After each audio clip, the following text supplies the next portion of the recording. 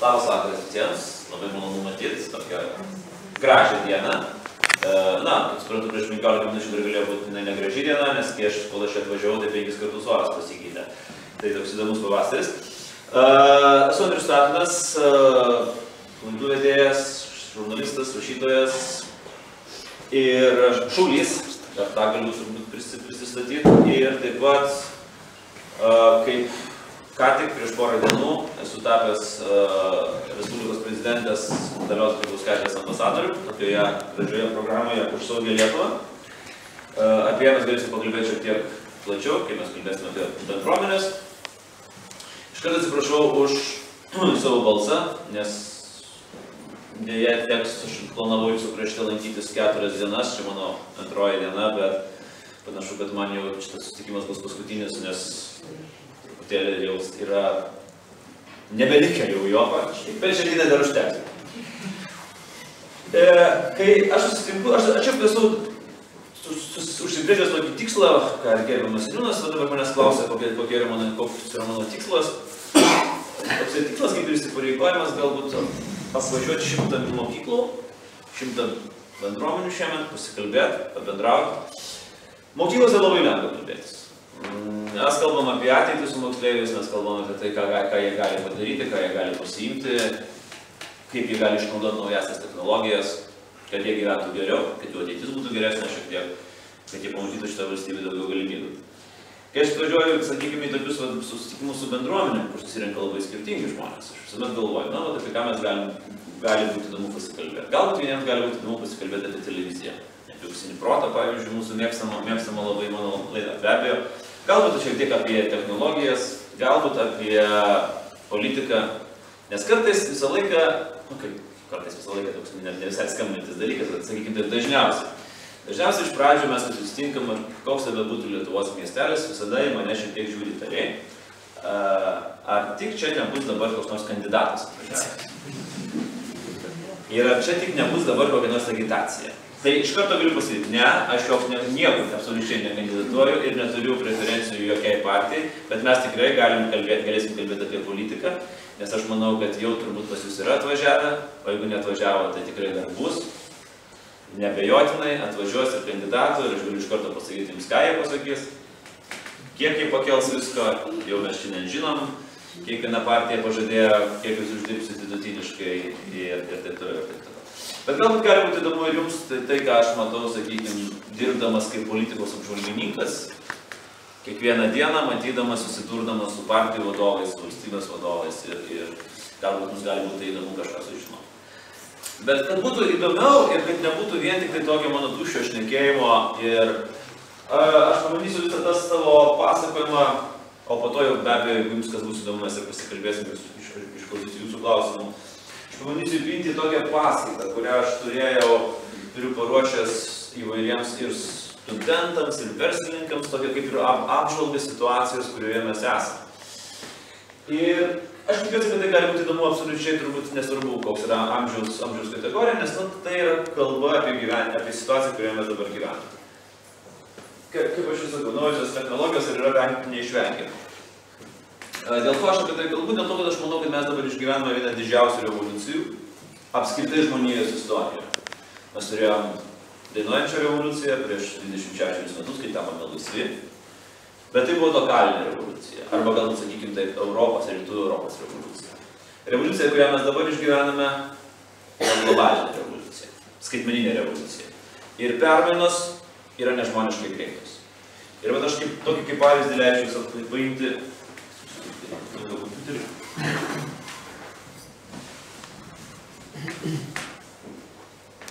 permainų greitis.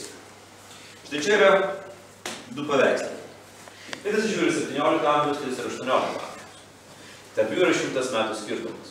Bet jeigu mes nesame dailės kritikai, vargu ar mes galime labai lengvai nustatyti, kuris kuriam priklauso. Čia yra 18 amžius, čia yra 17. Bet aš tai žinau, nes aš suradau tos paveikslus. Jeigu reikėtų atvirkščiai, aš nežinau, aš sugebėčiau pasakyti. Kitas yra permainų, sakykime, toliau žiūrėkim. Čia yra pirmasis radijo imtuvas. Čia yra tas vadinamasis ausinukas. Tarp jų yra 70 metų skirtumas, bet mes jau galime atskirti, puikiai, nesupainiosi, kuris yra senesnis, kuris yra greitesnis. Dar viena permaina, kuri vyksta, sakykime, jau dar greičiau. Štai čia yra turbūt visiems visų pamėgtas užsiėmimas, asmenukių darimas, o prieš 20 metų žmonės asmenukę darydavosi taip. Telefono ragelį. Ir vat būtent apie permainų greitį ir mes turime kalbėti, kai šnekame apie skaitmeninę revoliuciją. Štai čia yra permainų kreivė. Didžioji permainų kreivė susideda vertikalus kilimas. Vertikalus kilimas prasideda faktiškai 20-ojo amžiaus viduryje, kai išradimas perėjo išradimą ir įsibėgėja 21-ame amžiuje. Amerikiečių mokslininkas Mūras prieš 50 metų prognozavo, kad duomenų kiekis pasaulyje padvigubės per 2 metus. Ir jo prognozės buvo pakankamai tikslios kurį laiką iki 2000 metų, kai mes pradėjome vartoti duomenis atsiradus mobiliaisiams telefonams, atsiradus mobiliajam internetui, mes pradėjome vartoti duomenis nežmoniškų greičių. Ir 2014 metais manoma, kad 2080 metais mes suvartosim tiek duomenų, kiek gali apdirbti visos žmonijos smegenys vienu metu. 2014 metais mes suvartojam tiek duomenų, kiek visa civilizacija iki mūsų kartų sudėjus. Nes faktiškai kiekiai eina kiekvieną minutę, mes esam bombarduojami duomenimis. Kreipkim dėmesį, mes jau vien interneto srautai, vien interneto žiniasklaida, vien interneto, ar tai būtų filmai, ar žinios, ar dar kažkas tai, ką mes gauname iš interneto, mes iš tikrųjų susisiurbėm savo patys. Kiek tai yra kartos dalykas, nes dar yra atskira kalba apie skaitmeninę kartą, ir kiek tai yra galbūt įpratimas. Iš tikrųjų, vyresniesiams žmonėms galbūt yra šiek tiek sunkiau susivokti, kur mes čia atsidūrėme, nes greitis yra beprotiškas. Tai, kas buvo nauja prieš 2 metus, šiandien jau yra pakankamai pasenę. Prieš 4-5 metus mes dar net neįsivaizdavom, kad mes galime bendrauti tais būdais, kaip mes bendraujam šiandien. Vieni žmonės bando prie to prisitaikyti, vyresnieji, kiti, kaip pavyzdžiui mano mylima mama, kategoriškai atsisako su to taikstytis. Jinai kategoriškai atsisako taikstyti su naujausiom technologijom. Jinai išdidžiai moka tik perskaityti SMS žinutes, jeigu tam lygmenyje. Jinai niekada jinai atsisako sumokėti už elektrą ir už dujas internetu. Jinai geriau pusvalandį lyjant lietų į banką, stovės eilėj ir pusvalandį grįžt namo. Ir aš bandau jai sakyti, jinai man aiškina, sako, aš nepasitikiu, iš kur kompiuteris gali žinot, kiek man reikia mokėti už elektrą. Ir tai yra ne dėl to, kad jį bijotų technologijų. Jie tiesiog yra tokia užsiimta pilietinė pozicija. Man šito dalyko nereikia, aš galiu be šito dalyko pasiekti. Ir tuo pačiu metu yra absoliučiai kitame spektre mano pažįstami panašaus amžiaus žmonės, kurie visa širdim atvirai priimė tas technologijas ir tas žinias, kurias jie gali gauti. Ir apie tas žinias mes pasikalbėsime šiek tiek. Ir būtent štai tos pernas. Prieš 20 metų mes neturėjome mobiliųjų telefonų, kompiuterių, internetų, skaitmeninių fotoaparatų, GPS, video on demand ir televizijos, kurią gali sustabdyti ir žiūrėti tavo patogu, elektroninių knygų. 20 metų, galvokit, 20 metų vis tik tai, koks tai yra langas jūroje. Mes jūsdavom faksus, mes naudojom telefonų būdelės, mes skaitom storas enciklopedijas, mes laiškus mesdavom į pašto dėžutės ir turėdavom kelių atlasus automobiliuose. Kartais atrodo, kad technologijos, be abejo, viskas yra skirta palengvinti mūsų gyvenimą. Bet aš turiu tokį kartais tarimą, kad kai aš važiuodavau su ieškodavau kelio su atlasu, aš pasiklysdavau gerokai greičiau negu dabar, kai aš važiuoju su navigatoriu. Bet galbūt čia man atsitiko. Prieš 20 metų mes prarasdavom kontaktus su draugais, mes žiūrėdavom filmus, mes naudojom didelės telefonų knygas, turėjom laukti eilėse, kad kažkas mes negalėjome palyginti. Šiandien mes esame tavo tikroji skaitmeninė karta. Atskirties ir galbūt tos akivaizdžiai demonstruojamos tam tikrą prasme nepagarbos ar postui ar intelekto ir išsilavinimo. Berods Kauno technologijos universiteto rektorius Varšauskas buvo atradęs ir platino internete tokią lentelę, kuriame buvo parodytas Singapūro ministrų kabinetas, kaip jisai atrodo. Tai buvo labai juokinga, nes mums lyginti su Singapūro ir maždaug, kokie mūsų ministrai yra, kaip jie yra prastai išsilavinę. Tai juokinga lygintis, todėl kad Singapūras yra viena apskritai progresyviausių pasaulio valstybių. Ir lyginti su jų beveik visais ministrais, kurie veik visi yra baigę užsienio universitetus, tokius kaip Harvardas ar Cambridge'as, nelabai yra prasmės. Bet aš paėmiau ir palyginau kelis kabinetus kažkada rašydamas straipsnį. Palyginau mūsų kabinetą su, pavyzdžiui, Lenkijos kabinetu. Tikrai artimos šaliai. Ir, pavyzdžiui, buvo keletas variantų. Tarkim, yra dvi ministrės. Lenkijos švietimo ministrė ir Lietuvos švietimo ministrė. Kuri vis dar nenustoja stebinti mokytojų ir pedagogų. Kai turi talentą stebinti. Nežinau, kokiu dar... dar sakėt, dar turi talentą gerai leisti laiką Londone, bet šiaip turi talentą stebinti.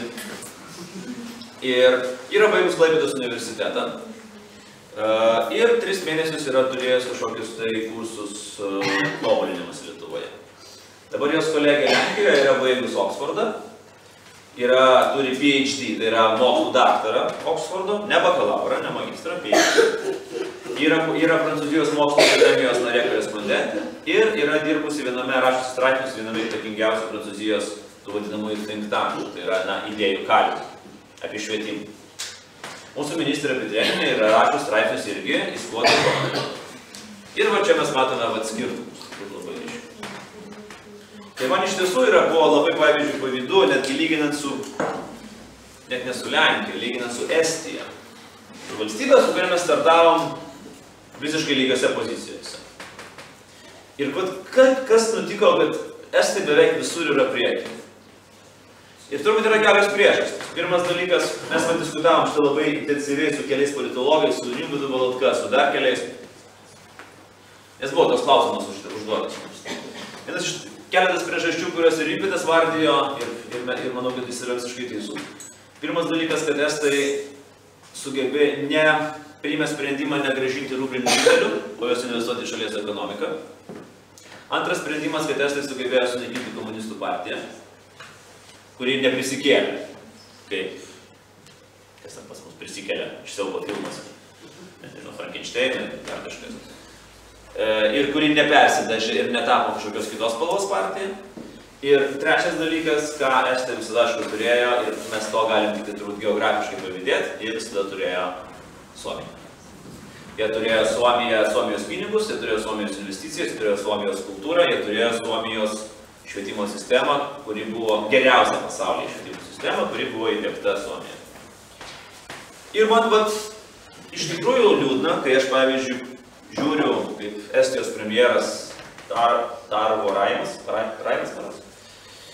kalba, dalyvauja vienoje didžiausių Amerikos televizijos laidų. Gal teko kam nors matyti įrašą, čia visai neseniai jisai buvo prieš kokius porą savaičių. Jisai kalbėjo Daily Show laidoje su Trevor Noah, vienu populiariausių Amerikos vedėjų. Jo auditorija yra nežmoniška, 150 milijonų. Ir sėdi toksai 39 metų vyrukas, puikiai kalbantis angliškai, puikiai pasitikintis savim, ramus, kultūringai apsirengęs, stilingai, šnekasi, juokauja, atsipalaidavęs. Trevoras Noah jo klausia, sako, ar tiesa, kad Estijoje mokesčius galima sumokėti deklaruoti per 5 minutės? Estijos premjeras sako, netiesa. Čia buvo seniau, mes dabar savo sistemą pakeitėm ir mokesčius galima deklaruoti per 3 minutės. Ir 130 milijonų amerikiečių, matoma, supranta, kad kokia gera šalis yra Estonija. Dabar, kai mūsų valstybės vadovai išskyrus Dalią Grybauskaitę pradeda kalbėti angliškai, pradeda kraujuoti ausis. Dabar iš tikrųjų. Be jokio pykčio, be jokio absoliučiai pykčio, bet, ta prasme, jeigu tu nesugebi kalbėti angliškai, tai tu nekalbėk angliškai, tu kalbėk lietuviškai. Atsivežtų vertėją ir tegu tau verčia, nesivežtų į anglų kalbą. Jeigu premjeras sako shoulder to shoulder, sugeba ištarti kaip šaudė to šaudė, ir mes kalbam apie pagarbą tada valstybės vadovams. Ir ką mes turim gerbti valstybės vadovams? Ir man ras, kad žmogui iki 30 metų, kuris po tokių pasisakymų, aš jau nekalbu ten apie kitus dalykus, kaip ten nuomonės keitimas po 5 kartus per dieną ir taip toliau, kuris gerbtų mūsų valstybės vadovus. Arba kuris gerbtų Seimo pirmininką, kuris net nesupranta, kurioje vietoje yra Japonija, nes skrenda Japonija per transatlantiniais skrydžiais per Atlantą. Ir man sakau, tas analogas, jisai vyksta, iš tikrųjų mane labai neramina. Nes kuo toliau, tuo atrodo, kad valdžios sprendimai darosi beviltiškesni. Kerštas už žiniasklaidos kritiką yra akivaizdus. Kas stebi procesus, kas vyksta Lietuvos gyvenime, turbūt matot, kad yra praėjusią savaitę buvo akivaizdus kerštas, ta prasme, žiniasklaidai. Už turbūt dvarus, už išviešintas išklotines, už dar kažką. Ta patvirtino jau turbūt ir pati prezidentė. Bet mes dabar šiek tiek nukrypom, galėsim prie to galbūt ir šiek tiek sugrįžti. Tai va, tai tos kaip manau, mes turim galbūt išnaudoti tai, ką mes turim. Klausimas, ar reikia bijoti tokių dalykų? Nes dažnai sakom, kad su kompiuteriais bendraudami mes susvetimėję. Ir atsiranda tokie apokaliptiniai paveikslėliai. Taip mes leidžiam pietus, taip mes pietaujam su artimais žmonėmis. Taip galbūt leidžiam vakarus prieš miegą. Pažįstami paveikslėliai, čia turbūt niekas. Man dar patiko viena labai graži, tokie buvo video rinkinukas nuotraukų, kur sėdė restorane vyras su žmona ir taip gražiai jau žiūri viens kitam į akis palinkę, taip jau yra tas, atrodo, kontaktas, kažką tikrai, ir kalbasi, abudu kalbasi, ir atrodo, kalba tikrai vienas kitam, ir tada kamera pasisuka šonu, ir paaiškėja, kad jiems abiems yra šitie ausinukai įdėti, bliutukai, ir jie labai susikaupę klausos ir kalba su mobiliaisiais telefonais. Ar reikia to bijoti? Aš manau, kad tas pats klausimas buvo keliamas, kaip ir ekonomika ciklais vystosi. Taip ir gyvenimas vystosi. Panašus ciklas buvo, kai buvo televizorius. Ir visi sakė, kad mes dabar susvetimėsim, mes bendrausim, visi sėdėsim įbedę akis į televizorių. Įtariu, kad kai buvo radijas, buvo baimėmis, kad dabar visi sėdės įkišę ausis į radiją ir niekas nebebendraus. Ir gal net prieš kokius 500 metų, kai Gutenbergas išrado savo spausdintinę knygą, vienuolynuose buvo baiminamasi, kad dabar visi gadinsis akis skaitydami knygas ir niekas nebebendraus apie Dievą. Bet iš tiesų mes gyvename tame vadinamajame tikrajame apšvietos amžiuje.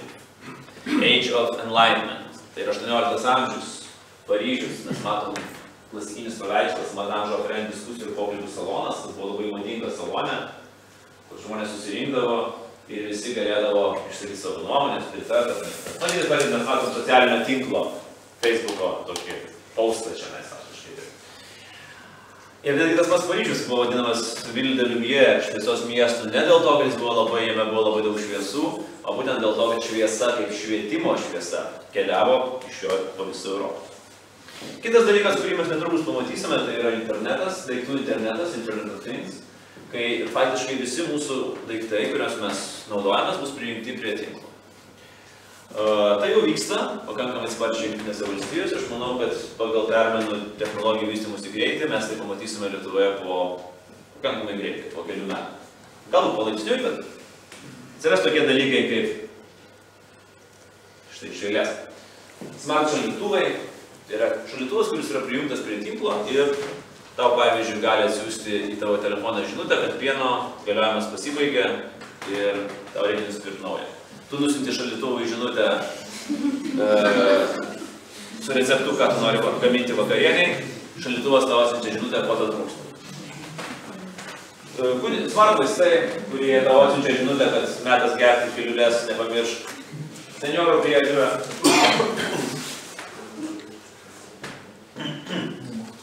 Senjorų priežiūra, kai, sakykime, vaikai mato savo pagyvenusių tėvų gyvybinius duomenis, pulsą, spaudimą savo mobiliuose ekranuose ir mato, jeigu kažkas iš karto nutinka, tinkle ateina žinutė ir jie gali iš karto kreiptis į tarnybą. Smart šildymas, arba netgi toks juokingas dalykas, kaip yra internetą įjungtos užuolaidos. Tai yra tos, kurios pagal internetą mato, kada leidžiasi saulė, kada jos užsitraukia, arba netgi kada užsidega raudonai, kada artėja autobusas, jeigu yra suvesti autobusų grafikai. Ir beje, jau yra pavyzdžių Amerikoje, viena korporacija neteko pakankamai daug duomenų, kai kompiuteriniai įsilaužėliai, vadinamieji hakeriai, įsilaužė į jų vidinį tinklą per užuolaidas.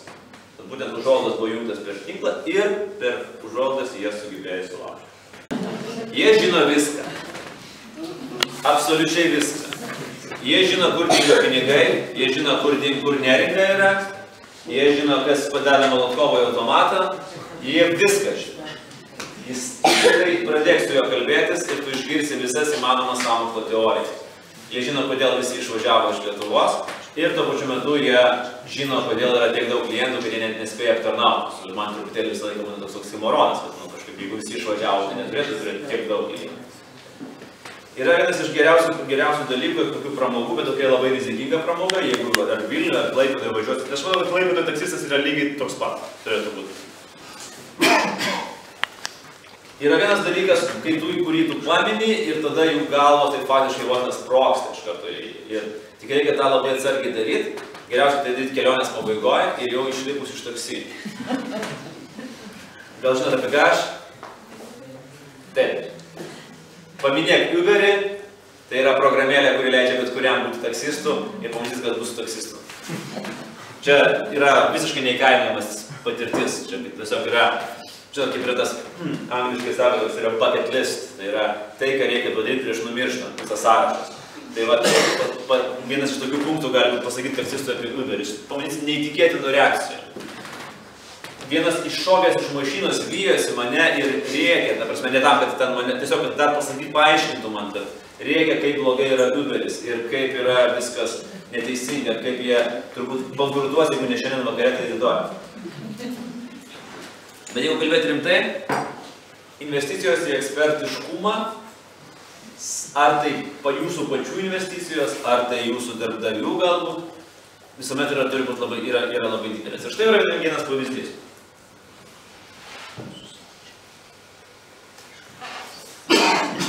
Kas? Kaip galvoja? Kas yra žymiausias Lietuvos ekonomikos ekspertas? Maldeikienė. Nausėda. Žiūrėk, aš neklausiau, kas yra garsiausiai rėkiantis Lietuvos ekonomikos ekspertas. Nausėda. Šalčiūtė. Beje, matėt, visiškai teisi. Viskas, kas buvo litais, dabar yra eurais. Taip. Čia įdomus klausimas yra. Iš tikrųjų, aš esu pažymėjęs. Ką aš esu pažymėjęs? Gitaną Nausėdą. Esu Gitaną Nausėdą pažymėjęs. Bet tikrai galima galbūt diskutuoti ir apie kitus, galbūt apie Nerijų Mačiulį, galbūt apie Aušrą Maldeikienę, kurią aš vadinu moterimi riksmu. Bet jinai yra, manau, dėstytoja buvus. Fantastiška pašnekovė laidose. Niekada nenuvilia. Visada, netgi pačioj nekalčiausioj temą, aš taip įsivaizduoju, net jeigu, pavyzdžiui, jinai diskutuotų su popiežium apie Dievo avinėlį, jinai vis tiek ant jo rėktų ir užsipultų ir rastų ant kojų. Charakteris, taip, charakteris. Ir, aišku, nepamirškim tokio dalyko. Kai įsijungia televizijos kameros, žmonės dažnai užsideda kaukes. Kreipkim dėmesį, pavyzdžiui, vieną didžiausių Lietuvos interneto chuliganų, Andrių Užkalnį. Jis yra visiškai vienoks savo komentaruose ir atkreipkim dėmesį, koks jis yra, kai įsijungia televizijos kameros. Tai yra visiškai kitoks. Su Maldeikiene aš esu vienintelį kartą matęs ją, kai jinai buvo netekus žado, kai pinigų kartoja, viens prieš vieną išėjo diskutuoti su tokia ponė, yra pagyvenusių Lietuvos žmonių asociacijos prezidentė Grasilda Makarevičienė. Yra moteris, kuri turi tiesioginį ryšį su kosmosu, visiškai. Ir jis sutvarkė su taršia Maldeikienė kaip šiltą Vilną. Aš kalbėjau apie pensijas, įsivaizduoti, kas tai yra. Aš tiesiog atsilošiau ir taip tik tai sėdėjau ir manęs nekliudytų. Ir po laidos Maldeikienė išėjo ir sako, iš kur tu ją paėmė? Sakau, matai, kaip praeina pasaulio garbė, transit gloria mundis. Galvoju, kad tu čia esi vienintelė tokia, kuri gali visus apriekti. Ir dar kėdės. Grįžtant prie Nausėdos. Kaip jis tapo žymiausiu ekspertu? Ir kodėl jis tapo? Vienas iš pagrindinių atsakymų, dėl to, kad jį dažnai rodo per televiziją. Nes vis dar yra televizijos gyva magija. Mes galim kalbėti apie internetinę žiniasklaidą, mes galim kalbėti apie socialinę žiniasklaidą, bet televizijos magija vis dar yra gyva ir stipri ir vis dar tikrai nemažai žmonių labai aiškiai tiki tuo, ką sako per televiziją. Ir jeigu truputėlį dabar nukrypstant apie televiziją, iš tikrųjų mes ir matom tą ir dažnai diskutuojam, kad televizijos lyg ir netlieka savo funkcijos, arba man žmonės sako, kad televizijos netlieka savo funkcijos padėti visuomeniai augti. Na, kaip gerą pavyzdį galim paimti turbūt tokias fantastiškas dvi televizijos laidas, kurios, mano galva, tikrai nepadeda visuomeniai augti. Tai yra TV pagalba 24 valandas. Ir vat matot, aš paminėjau jas ir jūs vat juokėtės, bet visi žiūrit. O šitą aš visada gaunu atsakymą ir niekas, visi sako, ne, mes nežiūrim. Niekas nežiūri. Ir aš galvoju, kur tie žmonės? 400 000 žmonių, kurie žiūri TV pagalbą. Sakot, ai, dabar yra laida ir jūs nežiūrit. Štai, bet jūs žinot, kada yra, Žinokit, man yra tik tai gal 2 ar 3 žmonės taip nuoširdžiai prisipažinę, kad žiūri. Vienos gimnazijos direktorius. Sakau, direktorių, kodėl? Sako, pažinimo tikslais. Nu, sakau, gal ir nieko. O po to vienoj buvo irgi susitikimas su bendruomenė, sakė, viena ponė sakė, aš žiūriu. Ir tai visi ją, hop. Ir tai sako, bet labai retai. Maždaug, nu, pasilepinu per kalėdas. Bet jeigu rimtai kalbėt, iš tikrųjų, manęs kai klausia, kodėl televizijos rodo tokias laidas? Ką jos duoda visuomenė? Visuomenė jos duoda labai prastą, labai bjaurų, labai negrabiai išdrožtą sąmonės protezą, kad yra žmonių, kuriem dar yra blogiau negu man. Aš grįžau iš darbo, mane apreikė viršininkas, atlyginimas vėluoja, žmona pikta, vaikai prisidirba, nu, bjaurų, oras bjaurus ir panašiai. Įsijungi TV pagalbą, yra žmonių, kuriem yra blogiau. Bet tai niekur neveda, aš dėl to sakiau, kad tai yra prastas toksai protezas, kuris mūsų neveda į priekį. Kodėl tai rodo? Nes žmonės žiūri. Komercinių televizijų tikslas nėra ugdyti ir vesti į priekį visuomenę. Jų tikslas yra uždirbti pinigų. Normalus tikslas laisvai rinkai. Bet yra televizija, kurios tikslas turėtų būti kitoks. Ta televizija yra LRT. Jos tikslas yra išrašytas labai aiškiai misijoje. Kokybiška pramoga, kokybiška informacija, visuomenės švietimas, visuomenės ugdymas. Tai vat kaip žmogus, kuris bando šviesti visuomenę ekonomikos klausimais jau 12 metų su pinigų karta, aš galiu pasakyti, žinot, eikit kur jūs su savo ekonomikos švietimu. 12 metų aš vis tikiuosi, kad bus tai kažkada pasidarys žmonėms įdomiau. Kad žmonės pradės domėtis savo pinigais, savo finansais, o ne kas kur ką nužudė, ar kas kur kam ką paskėlė galvą.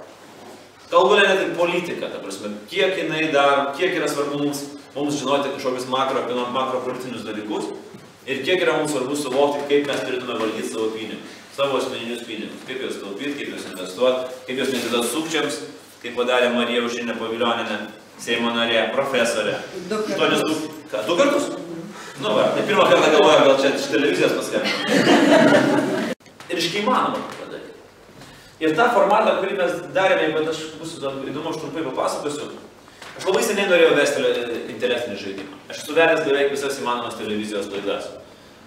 Nuo prezidentinių debatų, iki politinių laidų, iki sportinių ir taip toliau. Bet niekada man nepasisekė vesti intelektinio žaidimo, nors aš labiausiai to ir norėjau. Aš norėjau nuo to laiko, kai 11 klasiai patekau pas Valinskį taip ir ne, ir laimėjau baldų komplektą. Ir tada buvo svajonė. Taip, 15 metų. Tėvam pasakiau, kad einu pasivaikščioti, grįžau su baldų komplektu.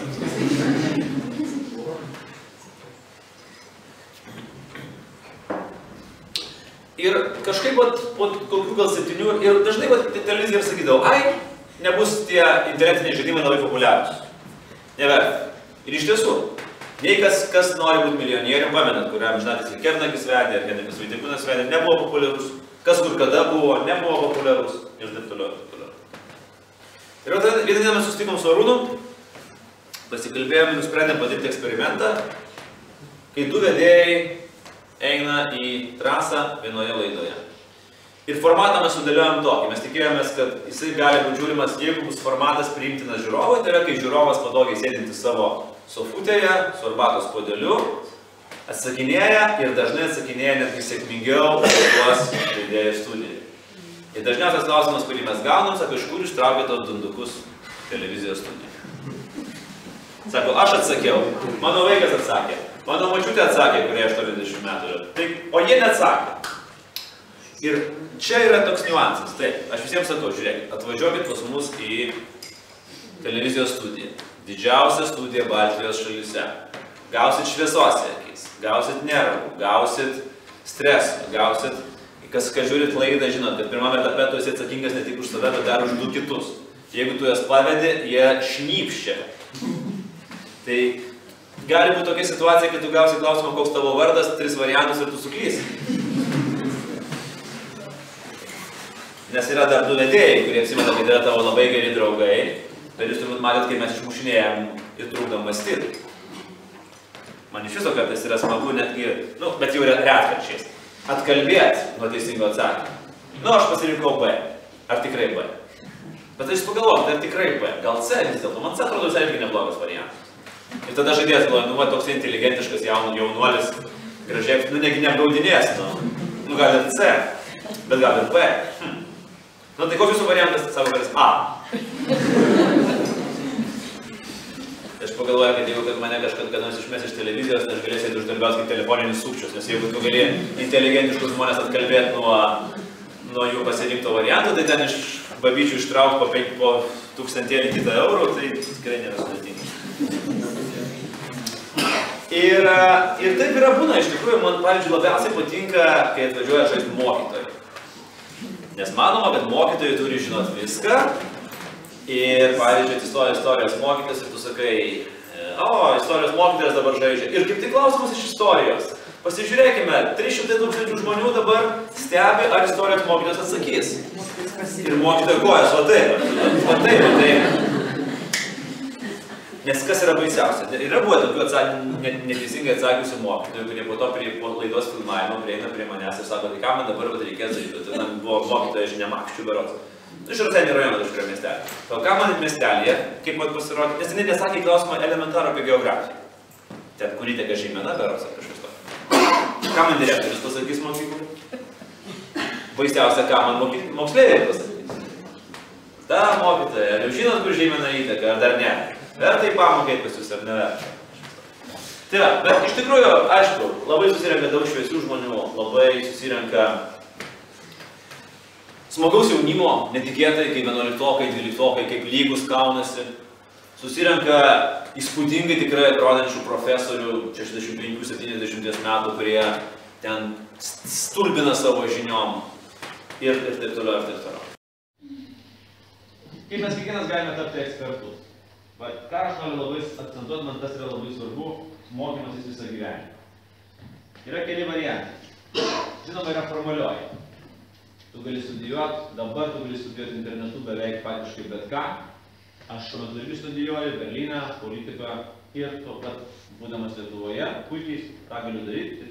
Tikiuosi, kad išsilaikysiu magistro laipsnį. Yra neformalioji, apie ją aš truputėlį vėliau, yra pramoginė, kaip elektroninė medija, knygos, yra dalymosi, savišvieta, kaip renginiai ir seminarai, kaip susitikimai, yra kelioninė ir taip toliau. Apie neformaliai. Štai čia yra pagrindinės kelios platformos, pasaulinės platformos, kurios suteikia galimybę mokytis. Vėlgi, yra vienintelis niuansas, tu turi mokėti anglų kalbą. Be anglų aš mokiniams sakau, žinokit, mokiniams iš kartais sakau labai griežtai. Jeigu jūs baigsit gimnaziją ir nemokėsit anglų kalbos, jūs būsit niekam nereikalingi. Lietuvių kalba yra labai gerai, mes turim gerbti ir mylėti, bet lietuvių kalba yra lokalinė. Subirėjus sieną mes privalom mokėti angliškai, privalom mokėti angliškai. Ir kartais iš tikrųjų, žinot, yra gimnazijų, kur, pavyzdžiui, 200 sėdi mokinių, aš klausiu, kas laisvai kalbate angliškai ir nepakelia nei vienos rankos. Ir tada galvoju, kas, kaip bus sunku jiems konkuruoti su kokia nors kita gimnazija, kur, pavyzdžiui, 100 žmonių pakėlė. Ir va čia yra platformos, kuriuose žymiausi pasaulio universitetai nemokamai suteikia visiems progą mokytis. Mokytis pačių įvairiausių dalykų.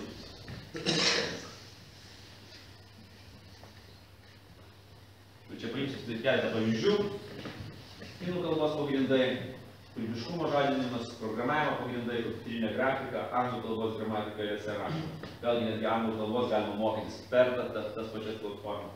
Jos nieko nekainuoja, jos yra interaktyvios, universitetai yra puikus universitetai. Ir čia mes susidurėm su tokiu vienu niuansu. Aš dažnai girdžiu, ir manau, kad jūs tikrai esate dažnai tą girdėję, kad jeigu Lietuvoje atleidžia iš darbo arba reorganizuoja ir lieka žmogus be darbo, jam yra apie 50 metų, jisai sako, aš esu niekam nereikalingas. Nu, turbūt esate tikrai tą girdėję, gal net ir patys patyrę tą. Ir ką man dabar daryti?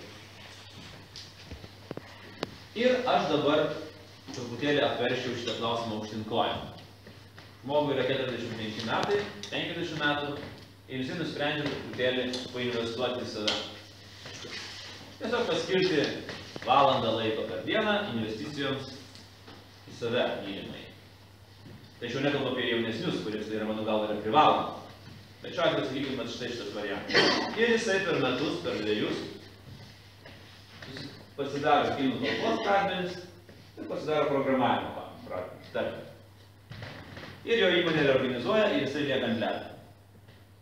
Ir jisai įdeda į LinkedIną, tai yra socialinis tinklas, kuriame tu ieškai gali ieškoti darbo, savo gyvenimo aprašymą, kuriame jis yra kinų kalbos, moka kinų kalbą, jis moka programuoti. Bet dabar atsakykit man į klausimą, ar jis tikrai bus niekam nereikalingas? Va. Ir kur yra tas momentas, kažkada bet kuris iš mūsų turėtų pagalvoti, kokių man reikės naujų įgūdžių, kuris būtų mano planas B. Nes jeigu su šitais pagrindais tu gali gyventi Švėkšnų ir dirbti Šanchajuje. Nėra, tikrai yra galimi tokie variantai. Štai čia, pavyzdžiui, yra kita platforma, kreipkite dėmesį į universitetus. Dukas, Yale'is, University of California, Washingtonas, Michiganas, Yale'is, Edinburgas. Ir puikus mokymaisis, projektų valdymas, derybos, filosofija, įvadas į viešąjį kalbėjimą. Pavyzdžiui, 141 Seimo narį čia užrašyčiau šitą viešojo kalbėjimą. Bet žinau, kad nėra jokios prasmės, nes jie angliškai. Tai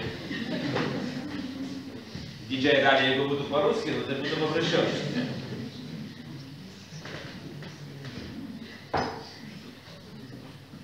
Ir mes šiek tiek jau buvom užsiminę apie tą vieną didžiausių sprogimų, kas yra įvykę žiniasklaidoje. Tradicinė žiniasklaida ilgą laiką sakė, kad mes esam svarbiausi, mes esam dievai. Ir be mūsų jūs esat niekas, tai yra, jūs negausit informacijos be mūsų. Televizija nuspręsdavo, kada jūs turi žiūrėti, gauti žinias. Pusė 9 yra žinių metas. Arba 15:07, jeigu jūs žiūrite LNK televiziją. Ir viskas, anksčiau jūs jau žinių negausit. Ten per radiją išrumplius. Atėjus interneto mediją, socialinė žiniasklaida pasakė, ne, vartotojas yra karalius. Vartotojas gauna tada tą įvykį, kada jis įvyks. Aš apie Paryžiaus susišaudymus lapkričio mėnesį sužinojau praėjus 2 minutėm po įvykį. 2 minutėm. Ir tai yra tik dėl to, kad aš telefoną turėjau pasidėjęs tam kambarį. Ir kad būčiau turėjęs šalia savęs, būčiau sužinojęs turbūt po 30 sekundžių. Ir socialinė žiniasklaida iš tikrųjų kartais daro neįtikėtinus dalykus. Pirmas dalykas, kas man labai patinka, tai yra, kad tradicinėje žiniasklaidoje vis dar gajus tas posakis, kad blogos naujienos parduodamas yra. Kad geriau parduodamas yra blogos naujienos. Socialinėje žiniasklaidoje jau atsiranda kad geros naujienos yra populiaresnės, jomis yra smagiau dalintis, bei jas yra smagiau skaityti socialinėje žiniasklaidoje. Ir buvo praėjusią savaitę labai geras vienas pavyzdys, kuris dar kartą parodė, kokia yra mūsų visų galia naudojantys štai šitais įrankiais. Gal teko, o tikriausiai, kad daugam teko girdėti, praėjusią savaitę mes Lietuvoje turėjom patį populiariausią sargą Lietuvoje. Stasiuką. Štai yra akivaizdus pavyzdys. Kas nežinot, situacija buvo tokia. 73 metų sarga Vilniuje nusprendė atleisti iš darbo ir taip gudriai susuko, kad jis dar išėjo iš darbo savo norą. Pats to nelabai suprasdamas. Be jokių išeitinių pašalpų. Įprastas dalykas. Kas nutiko, jisai tiesiog pasiskundė vienam pažįstamui žurnalistui. Žurnalistas įdėjo tokį klausimą į savo socialinį tinklą. Gal kažkas gali jam padėti. Paieško darbo. Pasidalino turbūt keli tikrai galybę sekėjų turintys žmonės. Agnė Gilavičiūtė turi 20 tūkstančių sekėjų. Aš turiu apie 700 tūkstančių sekėjų. Dar keli. Ir Per 3 valandas tas startas gavo 500 darbo pasiūlymus. Tikimus, jie ateis pasiruošę. Ir čia, o ten jie dažnai parodo savo tą tikrąjį veidą. Dėl to yra labai svarbu stebėti tai, ką jie daro socialinius tinklus. Tai ypatingai tuos, kurie, sakykime, su kuriais jūs turėsite artimus kontaktus.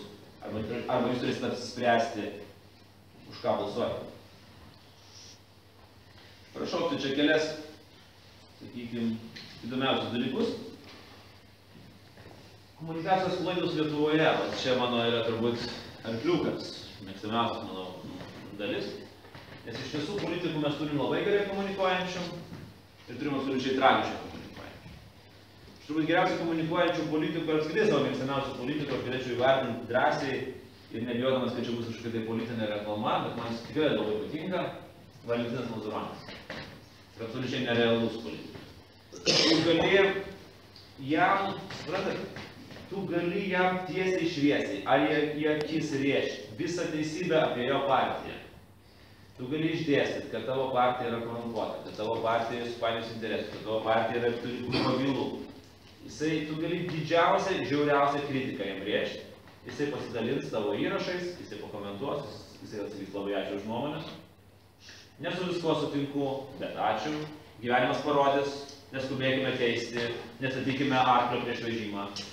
Čia yra mėgstamiausia frazė, ją pakartosiu, spėjau, kad bus kokius 200 kartų pakartota šitą frazę. Nestatykime arklio prieš vežimą. Už kokį vežimą? Jūsų lyderis vos į kalėjimą nesisėmė. Kam nepasitaikė? Sąskridė ten vos neužmušė vienas kito praėjusią vasarą. Kokias ir sudėta muštinė. Ir ką tu pasakysi, tu taip žabčiui. Ir tu jo neįmanoma išmušti iš vėžių. Tas yra neįtikėtina. Aš manau, kad jūs net apkaltintų Valentinai, sakytum. Jūs išgėrėt 5 kūdikių kraują. Neskubėkime, nestatykime arklio prieš vežimą. Nesu visko sutinku. 3 kūdikių išgėrė kraują. Bet ačiū už dėmesį darbo partijai. Ir toliau. Kam nepasitaiko? Kam nepasitaiko? Kas be nuodėmės mes įtartume? Čia irgi yra tarnybiniai. Ir tas netgi tas terminas abautizmas. Tai yra iš šaltojo karo atėjęs terminas. Tai yra, kai į bet kokią amerikiečių kritiką sovietų atžvilgių, sovietai atsakydavo, o pas jūs mergus linčiuoja. Tai net šitas Mazuronio abautizmas, jisai kažkaip praslysta. Socdemų abautizmas, kai tu jas kritikuoja, sako, bet pažiūrėkit, kas buvo pas konservatorius prieš 6 metus.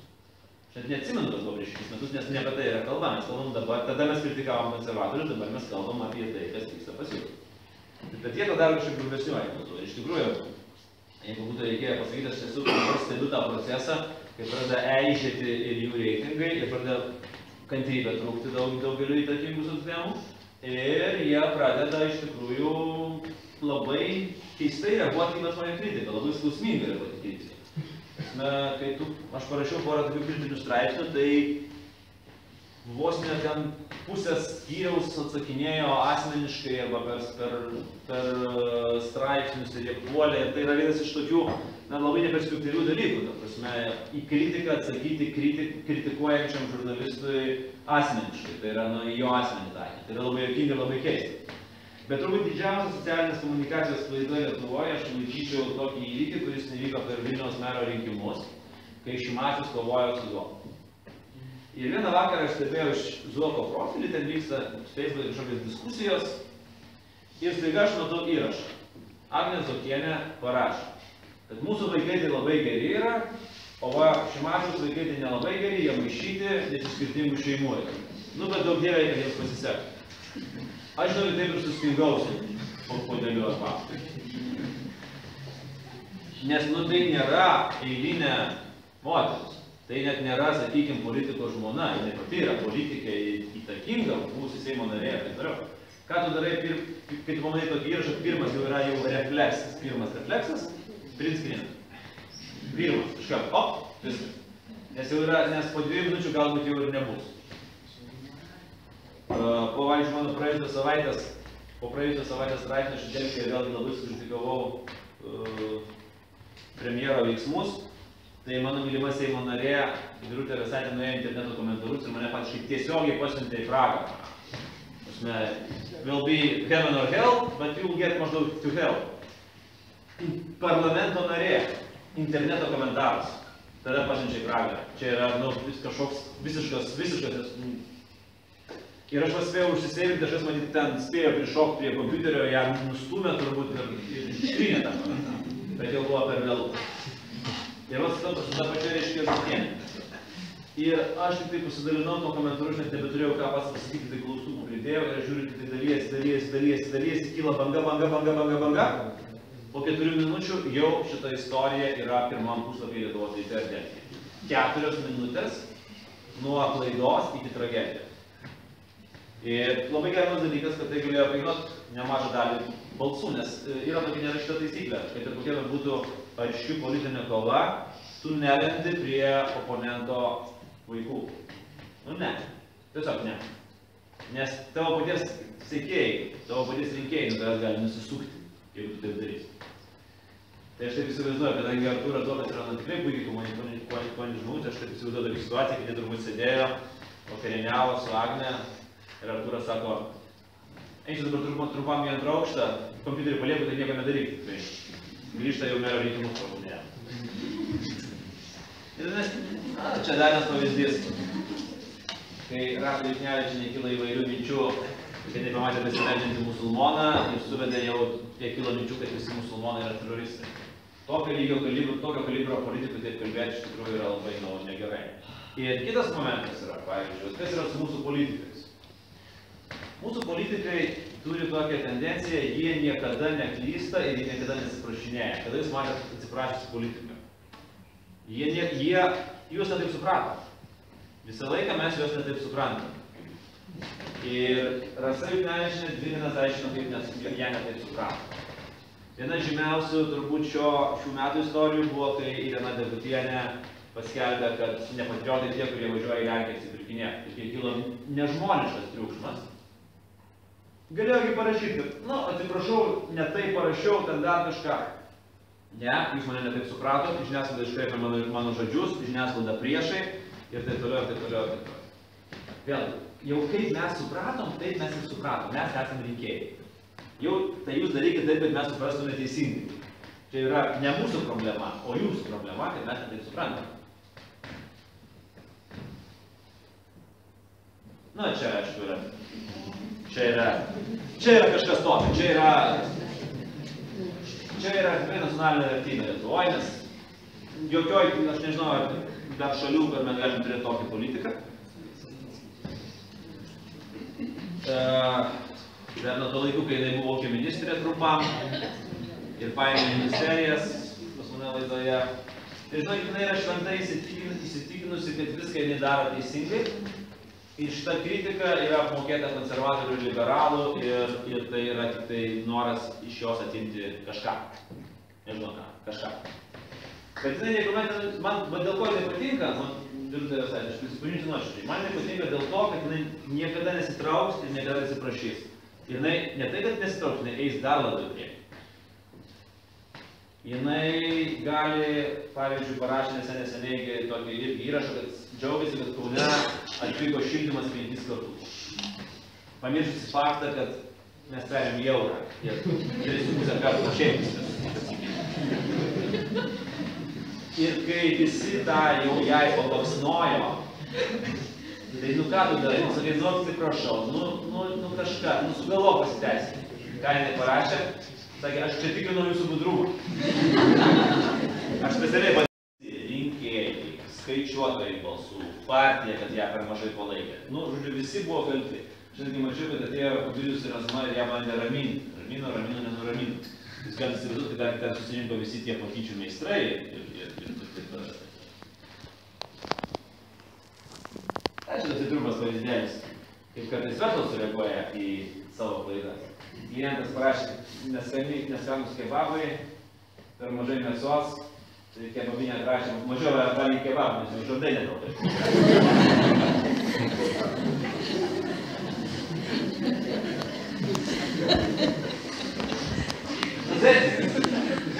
Nedaug. Ir va čia cituoju, kas įvyko. Buvo atidarytas puslapis, pamatė komentarą ir kažkas praeidamas, gal koks nors ten, aš nežinau, kebabinės ten vadybininkė, nu šitai, va! Nes emocijos yra pirmas dalykas. Ir tai yra labai blogai, todėl kad tai yra tinklas, tu kažką parašai, tu nori, kažką tokia neteisybė, ar ne? Tu nori atsakyti. Atsakai, ataušti ir pamatai, kad tu čia didelę nesąmonę parašai. O jau vėlu.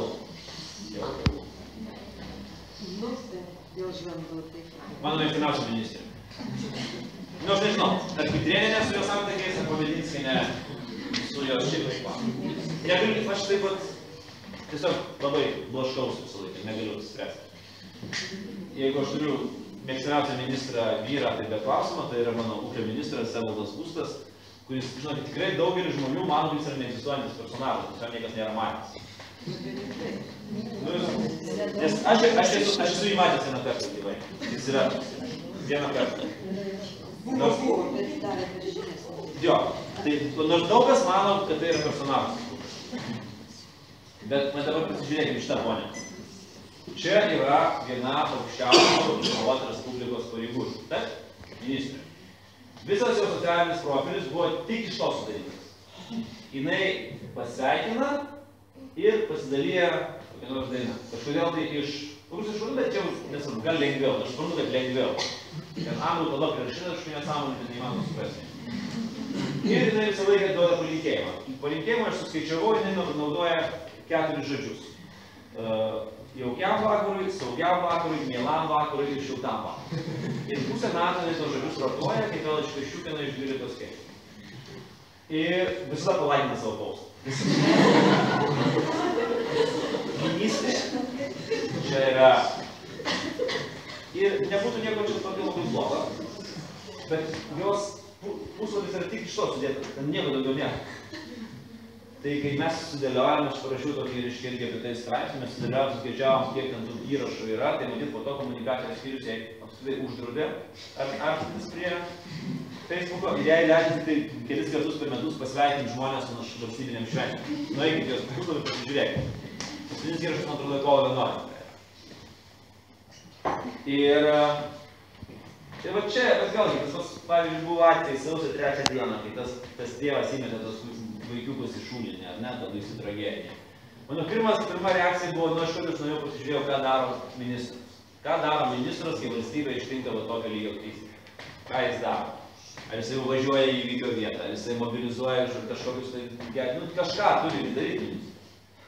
Pas ponę nuotrauką įdėta, žuvėdrant apšalusios sniego savo. Kokia graži čia buvo?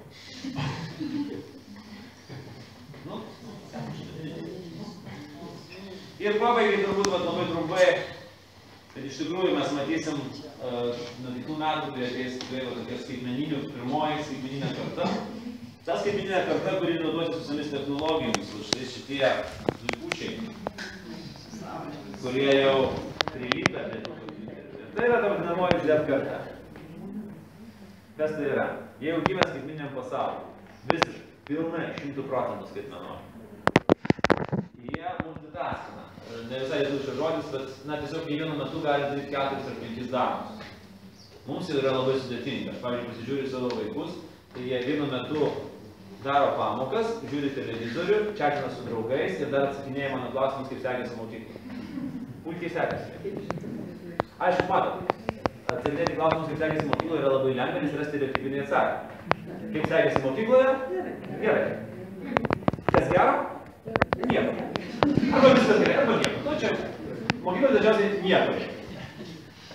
Vienintelis dalykas, kai jie būna ne visai stereotipiniai, kai pavyzdžiui, kuris nors iš maniškių parsineša kokį prastą pažymį, tada aš sakau, pasižiūrėjęs, sakau, kas čia, kodėl 7 iš matematikos, tada atsakymas dažniausiai būna toks.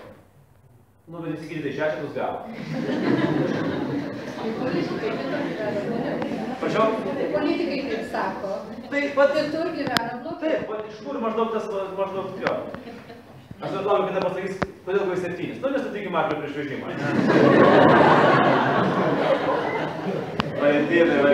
Valentinas. Tai ne iš kur ir užauga. Jie visą laiką žinai alkani informacijos. Ir geros, ir ne visai geros. Ir naudingos, ir galbūt visiškai nenaudingos. Jie nemėgsta apribojamų taisyklių. Jie yra dėto gyvenimo atsinaujinčių technologijų žmonės. Jie nori mažiausiomis sąnaudomis gauti maksimalų atlyginimą. Aš tą esu jau realiai pastebėjęs. Jau pastebiu. Ateina 19-ginis, dar studijuojantį žurnalistiką, noriu gauti 900 eurų. Sakau, gerai, turkoj, ką tu moki, pažiūrėkim, ką tu moki. Nu, moki parašyti, parašo, nu, nežinau, kaip iš 81 metų laikraščio, klišėmis, kolūkiečiai išvažiavo į laukus. Sakau, gerai, tu nori dirbti čia pas mus įsteigti prie politinių ekonominių temų, kas yra Lenkijos prezidentas? Jo, Valencija. Koks yra Lietuvos biudžetas? Nu, ten kažkiek milijonų. Ar milijardų? Milijonų. Kuo skiriasi Amerikos politinė sistema nuo Anglijos politinės sistema? Lygiai tas pats ir su kultūra buvo, kiek mes esame prisižiūrėję, pavyzdžiui, per stojamuosius. Ateina gražios, dailios merginos, baigusios 12 klasės, nori būti žurnalistam. Mes klausom, kokio nori dirbti žurnalistikos srityje. Viena sako, noriu dirbti ekonomikos ekonomikoje. Kodėl? Nu, man labai imponuoja laida pinigų karta. Ir kažką jis ten kitas kolega užduoda ir aš suprantu, kad jinai nežino, kad aš esu tos laidos vedėjas. Nes pradam kalbėti ir jie sako, apibūdinkit vedėją. Nu ir taip pat nepasakoja, tai būdime vedėją, tai definitely not me, tikrai ne aš. Ir po to man atrodo konfūzas. O vieną kartą buvo konfūzas, kai irgi tokia mergina sako, aš noriu labai dirbti kultūros reformą. Sakau, gerai, ką jūs norėtumėt pakalbinti iš kultūros žmonių? Aš norėčiau pakalbinti Juozą Miltinį. Sakau, jau aš taip, gerai. Sakau, papasakokit man, kaip jūs įkalbinti. Nu ir tai man pasakoja. Ne, sakau, man tiesiog kaip sakau, nu sakau, papasakokit, kaip jūs derinsit interviu su jums. Nu, aš pasiskambinsiu ten, gerai. Sakau, tada paprašysiu ir mes tada susitiksim kur nors ir tada mes su juo kalbėsim. Sakau, viskas yra puiku, išskyrus tą vienintelę smulkmenėlę, kai jis yra 20 metų jau kaip myja. Ir va, ja. Ir ta publika jau, bet jie jau žinau, kad jie nori gauti 1000 eurų. Ir tam tikrą prasme, va, tie patys kompiuteriniai žaidimai sugeneruoja tokį žaidybinį požiūrį į gyvenimą. Jie viską žiūri pakankamai lengvai. Ai, nepavyko, tai, žinot, nuo ankstesnio užseivinto taško pradėsiu toliau savo gyvenimą ir viskas bus gerai. Ir paskutinis momentas, vat, ką aš čia toks mokslininkų įdomus terminas, ta naujoji karta, skaitinė karta, bus labai gerai išsilavinusi. Kas antras, jie keis darbus ir keis namus. Jie 10 valandų 19 minučių praleis naudodamisi technologijas. 10 valandų 19 minučių. Nenuostabu, kad 78% vyrų ir 62% merginų bus nutukė. Nes nu, kai tu 10 valandų prasėdi prie kompo, tai kur tu jau ten dar kažką tai. Ir vat mes matom iš tikrųjų dalis labai įdomias tendencijas. Ir tos tendencijos, jų neįmanoma išvengti. Jų neįmanoma apibrėžti, neįmanoma paminėti, iš esmės jų neegzistuoja ir mums reikės visiems kartu su jomis derintis. Bet aišku, skaitmeninė karta, aš vis tiek manau, kad ta karta, kuri ateis karta ir kuri po truputėlį keis vat tą, sakykime, analoginę kartą, bet ne blogąją prasme analoginę kartą. Zadanijų kartą, atkatų kartą, korupcijos kartą, kurie iš tikrųjų nuoširdžiai galvoja, kad nu, taip ir reikia tvarkytis, ar ne? Duosiu zadanija bus įvykdyta.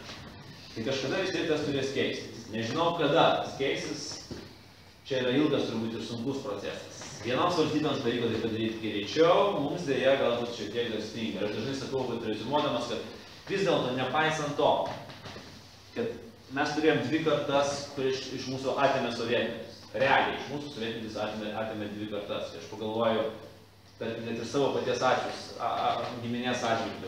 Mes, mano viena pusė buvo dvarininkai, jie Širvintose turėjo dvarą, jie buvo labai gerbiami, jie buvo labai mėgstami. Kaip jie būtų galėję toliau vystytis, augti, tobulėti kartu su visa Lietuva, jeigu nebūtų buvę išbuožinimo, nebūtų buvę trėmimų ir nebūtų buvę visų kitų dalykų. Ir iš tikrųjų dėl to aš turbūt neturiu absoliučiai jokios meilės ir sentimentų sovietmečių. Bet ką aš noriu pasakyti, tai per to 26 metus, kiek mes turėjom nuo nulio pradėti, mes pasiekam tikrai pakankamai to. Ir gyvenam pakankamai sąlyginai kalbam, vis tiek.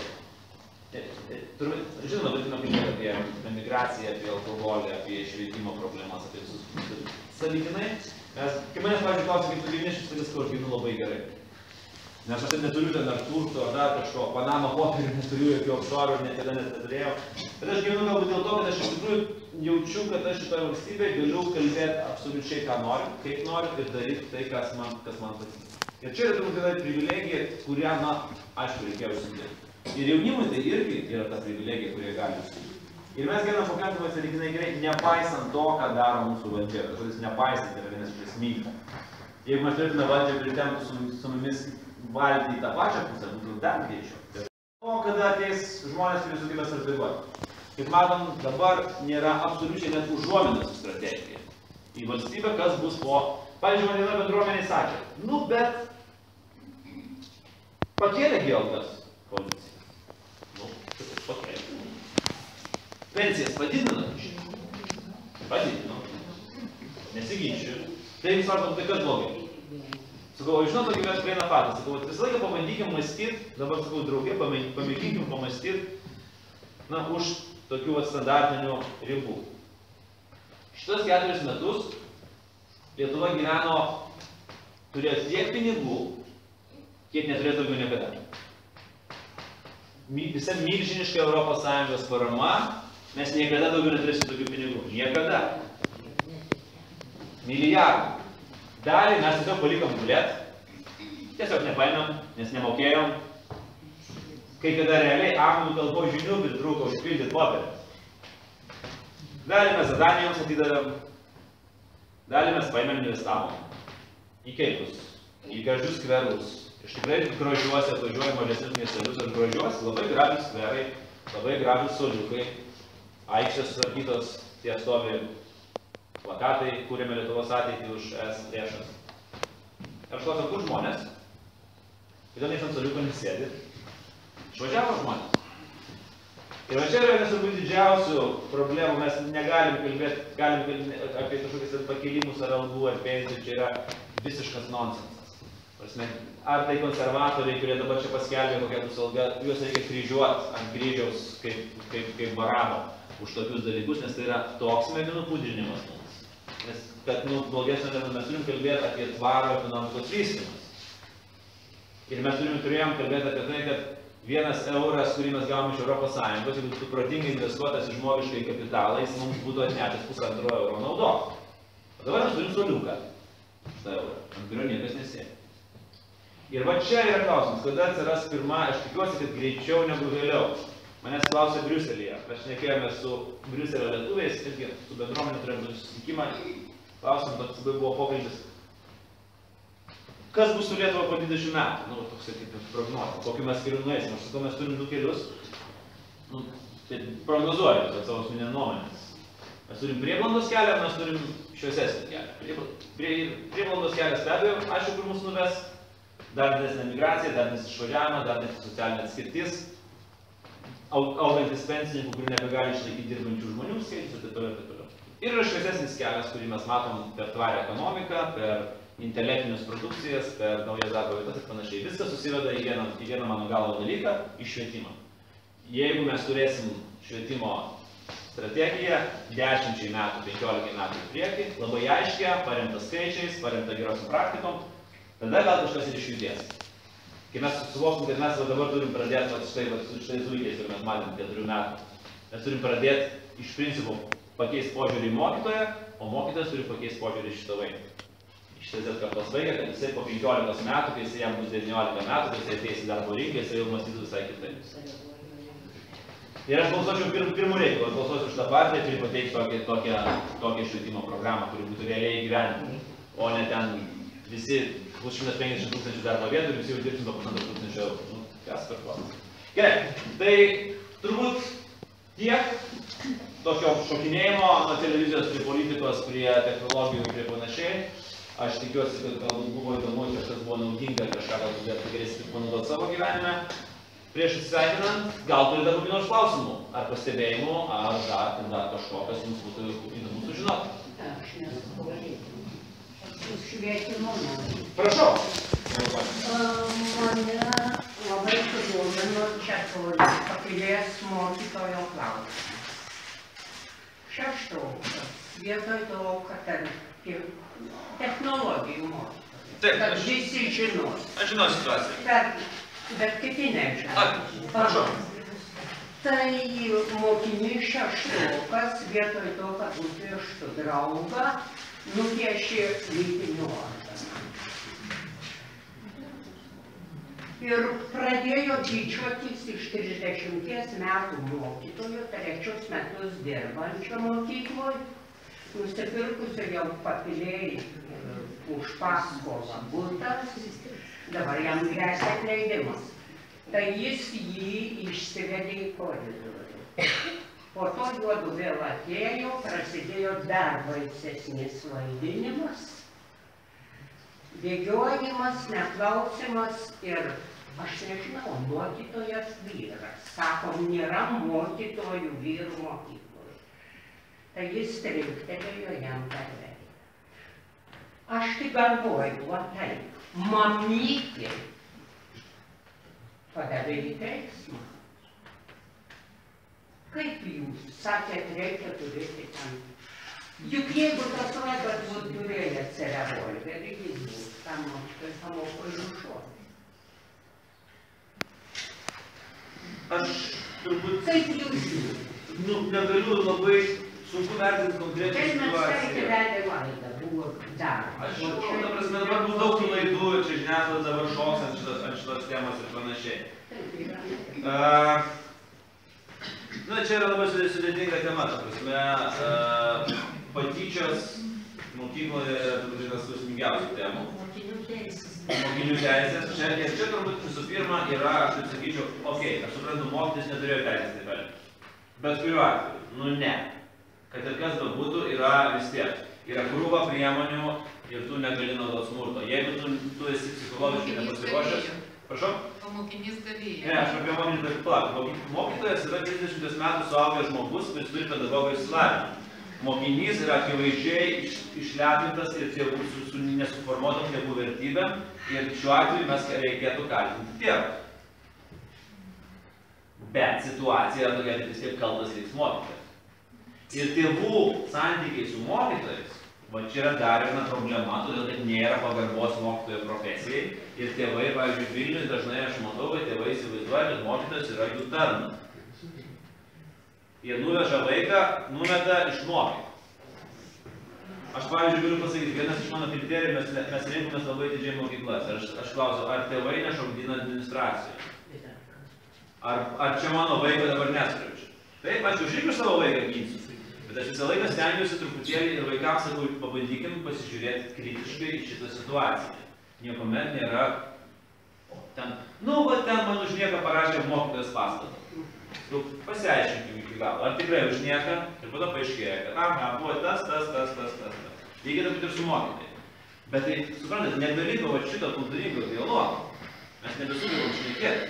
Vienas piešia organą, kitas duoda per veidą. Ir iš kur tas ir ateina? Tas ir ateina iš auklėjimo spragų.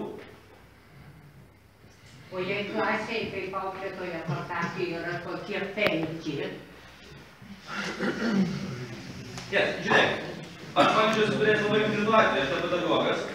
Aš per vieną susitikimą mokykloje buvo iš tikrųjų viena mokykla, ten yra labai sunkus vaikai. Aš su jais kalbėjau ir aš matau, kad irgi jie yra įpratę, kad jie gali tyčiotis. Jie yra įpratę, todėl kad aš paklausiau apie klausimų, jie pakėlė klausimus, pakėlė ranką ir pradėjo išsidirbinėti. Aš iš tikrųjų nelabai supratau, kas čia vyksta. Po to aš supratau, kas čia vyksta. Kadangi aš esu nei mokytojas, nei tėvas, aš jam pasakiau, nei balso pakeldamas, nei nieko, taip, kad jie sulindo į kėdes ir nepakėlė galvos iki pabaigos pamokos. Nes aš esu atsakingas nei prieš mokyklą, nei prieš tėvą. Bet tu turi mokėti tai padaryti, nekeldamas balso, nenaudodamas rusiškų keiksmažodžių ir baisiausias dalykas nenaudodamas smurto. Tai šiuo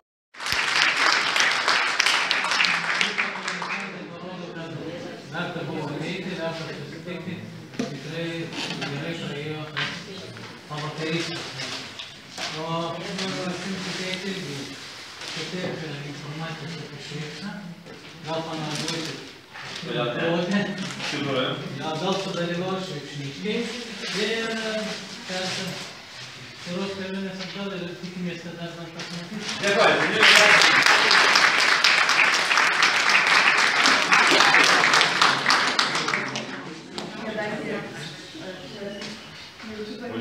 Įsipareigojimo, kadangi skaičiau aš ir žinau tokią neoficialią informaciją, kad podeliai pasisiūs kaip į kolekciją. Taip, sakė, žmona pasivešė dar podelių, nežinau, ką padaryti. Žmona pateks. Taip pat šviekštas, taip pat čia pienas. Ir čia mes turime šviekšnę kepyklą, negaliu sakyti, kad kepyklėlė, čia yra vietinė produkcija. Viktorija yra čia kažkur sėdi ir jinai iš Vilniaus grįždama šiandien sako, skambina, sako, spėsiu atvežti. Ir kvietė, bet įmanau, kad čia savaitę buvo. Taip, o dar turime mano išmatavimą, žinokit, mano nusėmės. Ačiū labai man. Ačiū.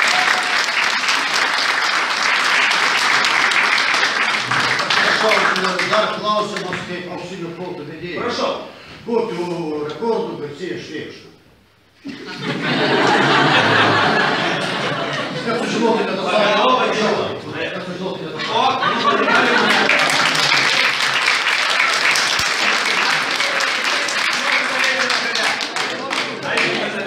Gerai, dėkui labai.